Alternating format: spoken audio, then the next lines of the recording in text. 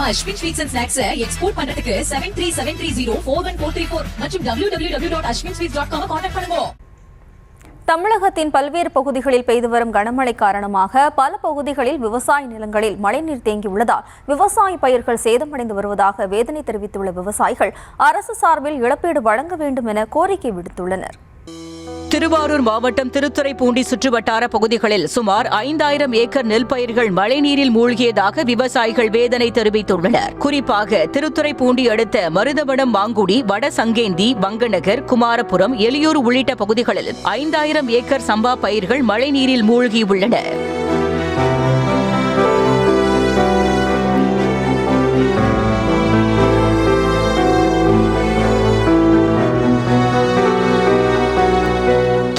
மாவட்டம் முத்துப்பேட்டை பகுதியில் விடிய விடிய பெய்த கனமழை காரணமாக சுமார் 1200 ஏக்கர் சம்பா மற்றும் தாளடி நெற்பயிர்கள் சேதமடைந்துள்ளதாக விவசாயிகள் வேதனை தெரிவித்துள்ளனர். மேலும் அரசு சார்பில் உரிய இழப்பீடு வழங்க வேண்டும் என கோரிக்கை விடுத்துள்ளனர்.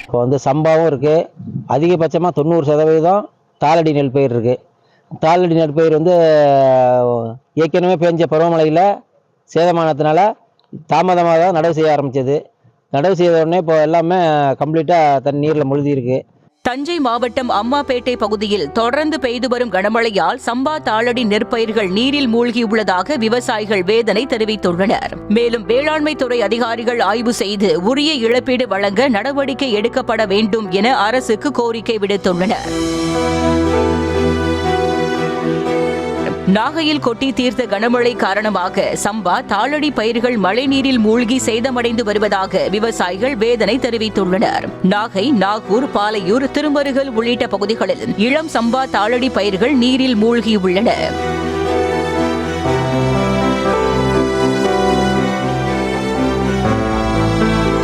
புதுக்கோட்டை மாவட்டம் கரம்பக்குடி அடுத்த புது விடுதி கிராமத்தில் பெய்த கனமழை காரணமாக 25 ஏக்கர் பயிர்கள் மழைநீரில் மூழ்கியது. தொடர்ந்து பெய்து வரும் கனமழையால் பனையக்குளம் நிரம்பி உபரி நீர் விவசாய நிலங்களில் புகுந்தது.